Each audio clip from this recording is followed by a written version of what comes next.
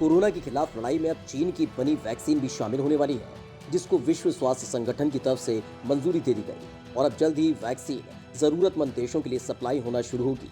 चीन की Sinopharm company के इस कोविड वैक्सीन को WHO की तरफ से हरी झंडी दिखा दी गई है, जिससे संयुक्त राष्ट्र की तरफ से चलाए जा रहे कोवैक्स प्रोग्राम में तेजी देखने को मिल सकती है।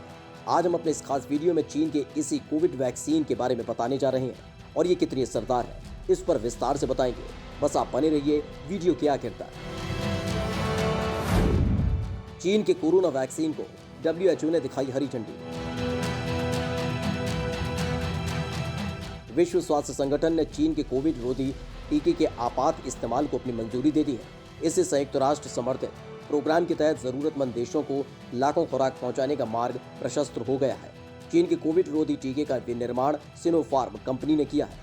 WHO के तकनीकी परामर्श समूह के निर्णय से चीन के टीकों को संयुक्त राष्ट्र समर्थित कोवैक्स कार्यक्रम में शामिल किए जाने की संभावना है, जो जल्दी वैक्सीन का इंतजार कर रहे देशों के लिए सप्लाई की जा सकेगी, जिससे कोरोना के खिलाफ इस जंग को जीता जा सके। फिलहाल सिनोफार्म ने टीके और इसके प्रभाव से संबंधित ब्यौरे के बारे में ज्यादा जानकारी साझा नहीं की। सिनोफार्म वैक्सीन केयर पश्चिमी देश द्वारा विकसित पहला वैक्सीन है, जिसे WHO का समर्थन मिला। चीन के अलावा कई जगह अभी तक इस वैक्सीन को लाखों लोगों को लगाया जा चुका है। WHO ने इससे पहले तक Pfizer, AstraZeneca, Johnson and Johnson और मॉडर्ना द्वारा तैयार वैक्सीन को मंजूरी दी। हालांकि अफ्रीका, लैटिन अमेरिका और एशिया के गरीब मुल्कों में स्वास्थ्य रेगुलेटर्स ने इस चीनी वैक्सीन को इमरजेंसी प्रयोग की अनुमति दे दी थी। चीनी वैक्सीनों का बेहद ही कम डेटा अंतर्राष्ट्रीय स्तर पर जारी किया गया था। इस वजह से इन वैक्सीनों की प्रभावकारिता सवालों के घेरे में थी, लेकिन WHO ने शुक्रवार को कहा कि इसने सिनोफार्म वैक्सीन की सुरक्षा, प्रभावकारिता और गुणवत्ता को मान्यता दे दी है। वहीं WHO ने कहा कि वैक्सीन को तेजी से उन देशों में भेजा जा सकता है जो अपने लोगों और हेल्थ केयर वर्कर्स को सुरक्षित रखने के लिए वैक्सीन की मांग कर रहे हैं।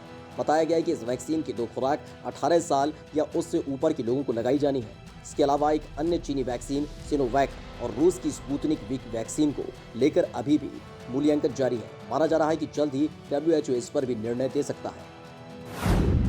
चीनी वैक्सीन पर उठ चुके हैं सवाल। जरूर WHO की तरफ से चीन की सिनोफार्म वैक्सीन को इमरजेंसी इस्तेमाल की मंजूरी दे दी गई, लेकिन चीन की अब तक बनाई गई जितनी भी वैक्सीन है वो असर के मामले में सवालों के घेरे में ही रही है।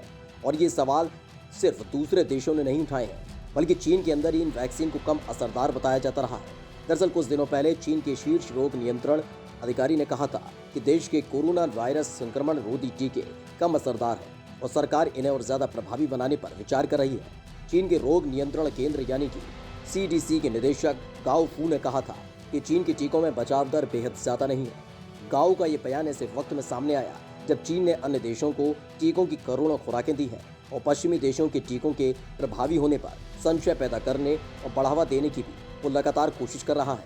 गाओ फू ने कहा कि इस बात पर गंभीरता से विचार हो रहा है कि क्या हमें टीकाकरण प्रक्रिया के लिए अलग अलग टीकों का इस्तेमाल करना चाहिए। सिनोफार्म वैक्सीन को मंजूरी से कोवैक्स प्रोग्राम को मिलेगी रफ्तार।